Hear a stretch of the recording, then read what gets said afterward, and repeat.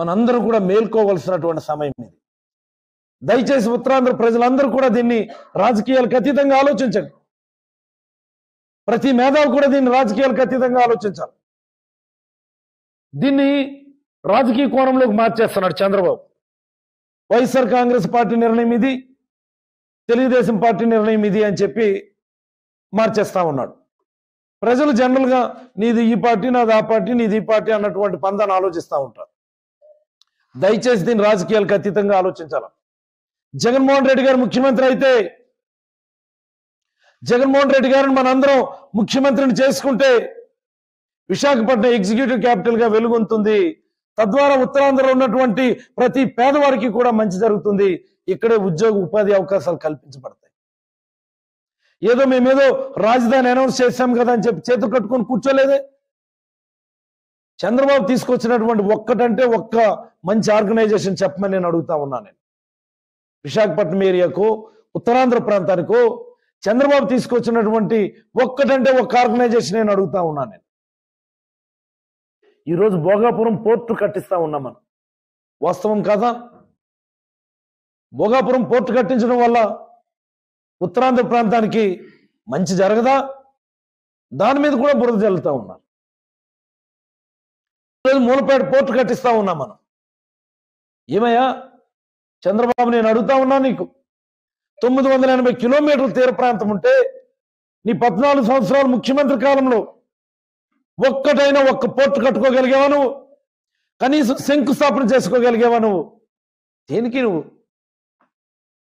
ఒక్కటంటే ఒక హార్బర్ కట్టించుకోగలిగావా నువ్వు ఈ 980 కిలోమీటర్స్ తీర ప్రాంతంలో? నువ్వు దేనికి నీకు ముఖ్యమంత్రి పదవి? రోజు మూలపేట పోర్టు నిర్మాణం శరవేగంగా జరుగుతోంది. మీరు అందరూ కూడా ఒకసారి వెళ్ళి పరిశీలించండి. తద్వారా శ్రీకాకుళం జిల్లాలో కూడా పారిశ్రామికీకరణ పెద్ద ఎత్తున జరిగితే రాబోయే రోజుల్లో వలసలు నివారించగలుగుతాం. శ్రీకాకుళంలో మూలపేట పోర్టు, విజయనగరంలో భోగాపురం ఎయిర్పోర్టు, అలాగనే విశాఖపట్నం ఎగ్జిక్యూటివ్ క్యాపిటల్, ఇలా చెప్పుకుంటూ పోతే ఉత్తరాంధ్రకి అనేకమైనటువంటి అభివృద్ధి కార్యక్రమాలు ఈరోజు మనం చేపట్టడం జరుగుతూ ఉంది. Bhogapuram airport Visakhapatnam city connect చేసేటటువంటి 6 లేన్ హైవే కావచ్చు, మెట్రో రైల్ ప్రాజెక్ట్ కావచ్చు. మాట్లాడితే Chandrababu Kia Kia Kia Kia అనుకొని చెప్తా ఉంటాడు. ఏంటి కియా? నాకు అర్థం కాదు. కియా కంపెనీ 2000 కోట్ల రూపాయలతో అక్కడ పెట్టుబడులు పెట్టింది. మన హయాంలో ఎన్ని వేల కోట్లతో ఎలాంటి ప్రాజెక్టులు ఈ రాష్ట్ర వ్యాప్తంగా తీసుకురాగలిగాము ఒకసారి మీకు మామూలుగా చెప్తాను నేను. జస్ట్ ఎగ్జాంపుల్, మీకు ఒక్క గ్రీన్ ఎనర్జీలోనే 23,000 కోట్ల పైన పెట్టుబడులు తీసుకొచ్చినాం మనం గ్రీన్ ఎనర్జీ డిపార్ట్మెంట్. అంతెందుకండి, శ్రీ సిమెంట్ 2,500 కోట్లతో పెట్టుబడులు పెట్టింది మన స్టేట్లో. 4 పోర్టులు కట్టిస్తా ఉన్నాం మనం. సుమారుగా ఒక పోర్టులే 10,000 కోట్లతో మనం పెట్టుబడులు పెట్టిస్తా ఉన్నాం మనం. భోగాపురం ఇంటర్నేషనల్ ఎయిర్పోర్ట్ 3,500 కోట్లతో మనం కట్టిస్తా ఉన్నాం దాన్ని మనం.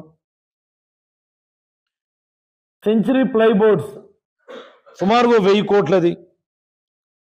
Franco cements, Pepper Motion electrical bus manufacturing industry, Havells, Daikin, Blue Star, Voltas, Kopparthi electronic park, bulk drug park, most important ఇది నక్కపల్లి దగ్గర 2,000 కోట్లతో బల్క్ డ్రగ్ పార్క్ నక్కపల్లి దగ్గర. ఇనీషియల్ గా కాకినాడ జిల్లాలో అనుకున్నాం, ఇప్పుడు అది బల్క్ డ్రగ్ పార్క్ నక్కపల్లి దగ్గరకు మార్చినాం మనం. అదాని డేటా సెంటర్, వాళ్ళు గ్రౌండ్ చేసుకోగలిగారా? లేదు కదా, మనమే కదా గ్రౌండ్ చేస్తా ఉన్నాం. Yokohama tyres, ITC, Shirdi Sai solar పెట్టుబడులు, రిలయన్స్ వాళ్ళు, జిందాల్ వాళ్ళు, ఇలా చెప్పుకుంటూ పోతే జగన్మోహన్ రెడ్డి గారి హయాంలో పారిశ్రామికీకరణకు సంబంధించినటువంటి అనేకమైనటువంటి ఇండస్ట్రీస్. ఒక్కటి చెప్పమనండి చంద్రబాబుకి, చంద్రబాబు ఆయన కొడుకు వాళ్ళ ఆవిడ అందరు కలిపి వెళ్ళి కియా మోటార్స్ ముందు సెల్ఫీలు దిగుతారు. రా మేము కట్టిస్తా ఉన్నటువంటి మూలపేట పోర్టు ముందు సెల్ఫీ దిగెళ్ళి చంద్రబాబు ఎలాగొస్తున్నావు కదా ఈరోజు. మేము కట్టిస్తున్నటువంటి భోగాపురం ఎయిర్పోర్ట్ ముందు వెళ్ళి సెల్ఫీ దిగెళ్ళు. ఖచ్చితంగా చంద్రబాబు విశాఖపట్నం రాజధానికి అనుకూలమా వ్యతిరేకం అనేది తేల్చి చెప్పాల్సినటువంటి సందర్భం ఇది. ఉత్తరాంధ్ర ప్రజలందరూ కూడా రాజకీయాలకు అతీతంగా తేల్చుకోవాల్సినటువంటి సందర్భం ఇది. ఉత్తరాంధ్ర ప్రజలందరూ కూడా రాజకీయాలకు అతీతంగా సమిష్టిగా సమైక్యంగా నిలబడి జగన్మోహన్ రెడ్డి గారు లాంటి వ్యక్తిని ముఖ్యమంత్రిని చేసుకోవాల్సినటువంటి సందర్భం ఇది. అన్లెస్ అదర్వైజ్ ఇలాంటి ఒక గొప్ప రాజకీయ నిర్ణయం తీసుకుంటే తప్ప ఏమండి ఎప్పుడో 1956లో విశాఖపట్నాన్ని రాజధానిగా రాష్ట్ర అసెంబ్లీలో అనౌన్స్ చేయలేదా? Is it right or not?